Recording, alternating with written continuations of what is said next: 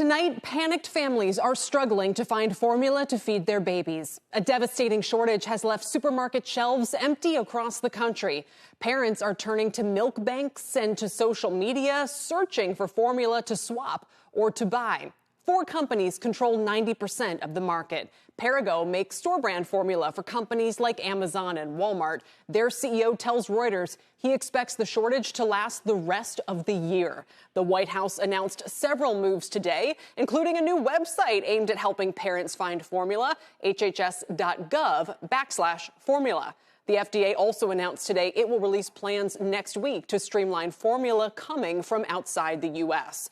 President Biden defended his administration, brushing off questions over whether he should have acted sooner. He said White House officials are working very hard to bring relief to families. The formula shortage has been building for about a year. But just last week, the national out-of-stock rate for baby formula jumped to a high of 43%. CNBC's Valerie Castro now on how this shortage happened. For parents across the country, it's scary not knowing if you're going to be able to feed your kid. The fear is very real when they see store shelves that look like this. A couple stores we've been in, we have not had it, and we've had to go to the next location. But the baby formula crisis didn't happen overnight. Pandemic-related supply chain issues last year, coupled with a voluntary recall this year by one of the largest producers, packed the final punch. Abbott Nutrition pulled several of its major brands and shut down a factory after concerns over bacterial infections reported in 4 infants. With just 2 other major producers, it's been tough to pick up the slack. What we're going through right now is surreal. We should not be in a situation where we are questioning, is there enough food in this country to feed babies? Laura Modi, CEO of Bobby, an online organic baby formula company, pins the problem on too few producers in a major industry. The majority of the market is owned by very few players.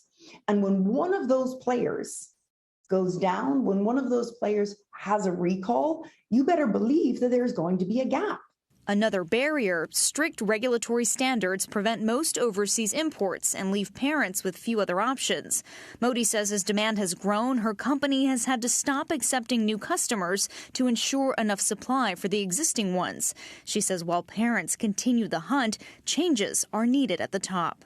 We need to incentivize more players to be able to enter the industry, and we need to support bigger companies that exist and are doing what they do very well with more resources, more safety, more FDA oversight. And if we can do that, I think we'll be out of a crisis. Abbott Nutrition, the company that recalled its products earlier this year and shut down a factory, says it's now working to address any issues flagged by the FDA at its Michigan facility and hopes to restart production at that plant in 2 weeks. Kelly.